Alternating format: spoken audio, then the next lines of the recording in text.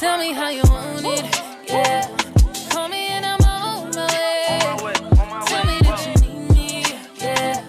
I'll give it to you night and day. We talking about Monday, Tuesday, Wednesday, Thursday, Friday, Saturday, Sunday, Monday, Tuesday, Wednesday, Thursday, Friday, Saturday, all day. Hi guys, welcome back to my channel. It's me, Becca Bree, and today I'm filming my Fenty foundation review. I've bought both the primer and the foundation, so if you'd like to hear my opinions and see how this foundation works for me, please continue watching.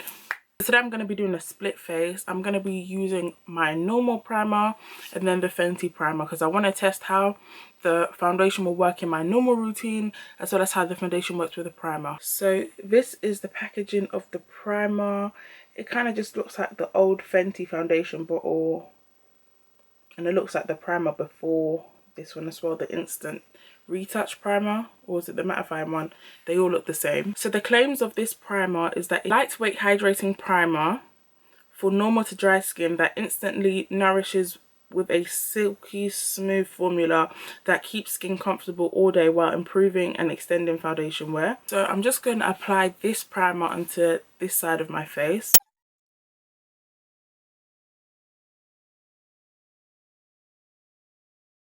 For this side of my face, I'm going to be using my Becca Ever Matte Poreless Primer.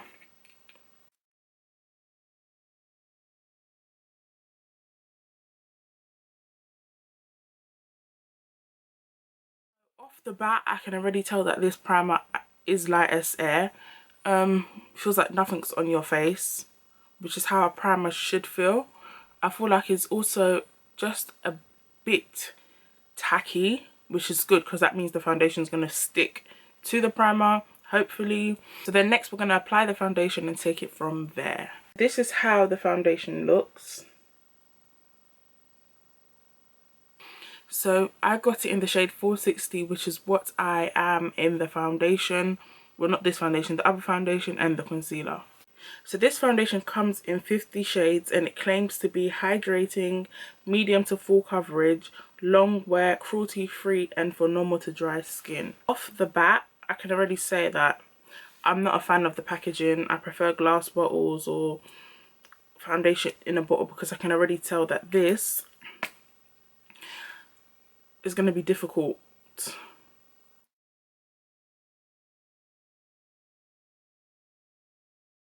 Blend out the side that's hydrating first, and I'm going to be using a kabuki brush from Wet n Wild.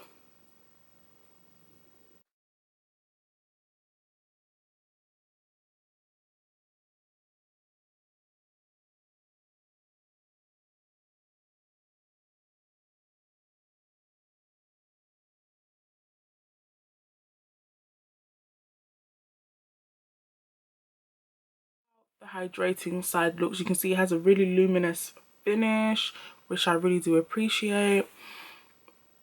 One thing I've already noticed is that the undertone of the foundation comes out more orange than the soft matte.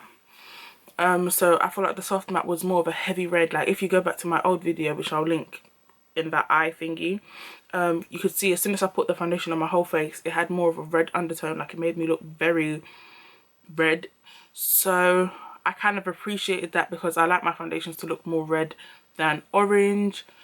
But this one has a more of an orange undertone. You can even kind of see it just in the foundation, really. But yeah, I'm going to blend out the matte side now.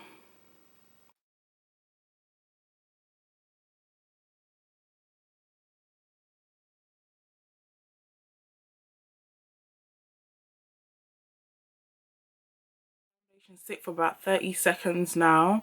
What I can say, as I said before, or maybe I've cut it out, this foundation does have more of an orange undertone than a red undertone, because the old Fenty, so I'm pointing there because that's where I keep my makeup, because the soft matte Fenty has more of a red undertone. I might even just insert a clip here just so you can see the comparison between the two, between the soft matte and the hydrating.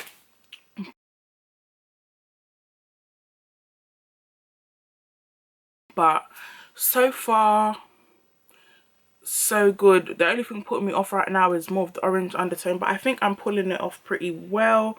I prefer my foundations to usually have a red undertone than an orange undertone because it's easier to work with. I'm concealing, and I'm going to be using the Fenty Beauty concealer, and I'm using this concealer because usually brands make their products to work well together. So obviously it's been tested against stuff, so I feel like this would be the perfect match, and I do usually use this concealer anyway. This is how my face looks with the concealer.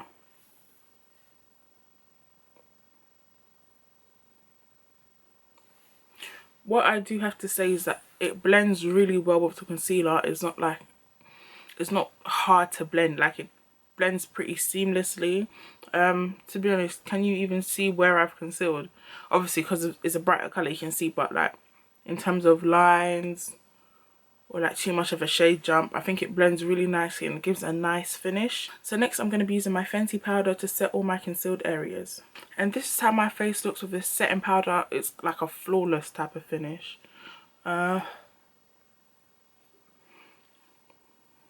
Just kind of blurs and brings everything together really. So this is the finished look.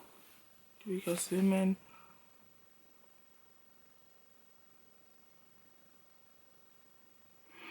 So I will be back in a little bit to give you guys a review.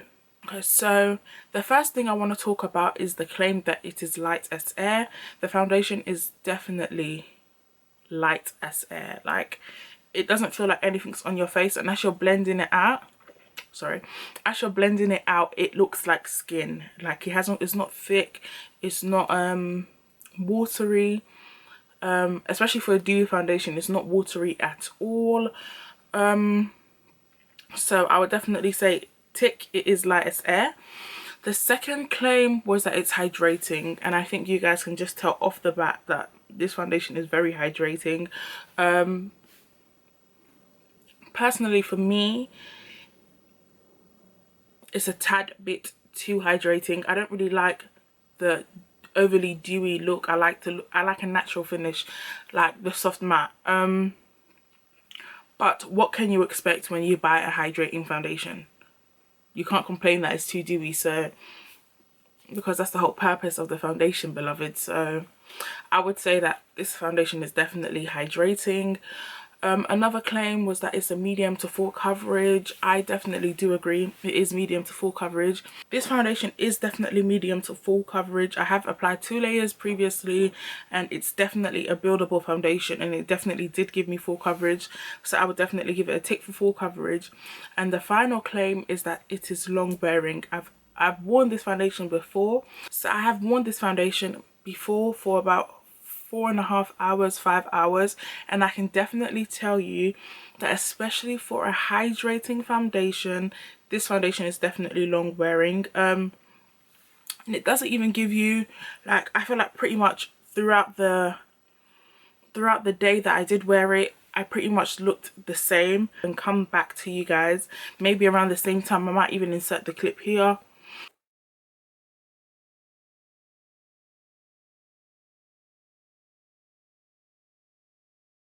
Yes, I did, just to show you how long I kept it on for, and like like how it held up.